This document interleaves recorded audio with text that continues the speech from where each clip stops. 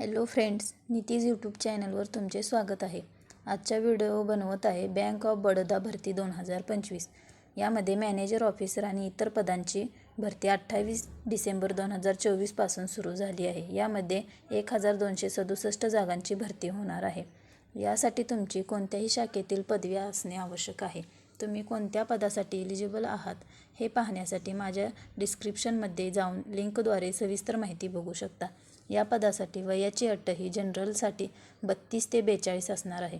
त्याचबरोबर तुम्ही SC ST मधून असाल तर 5 वर्षे व OBC मधून असाल तर 3 वर्षे सूट आहे। नोकरीचे ठिकाण हे संपूर्ण भारत असणार आहे।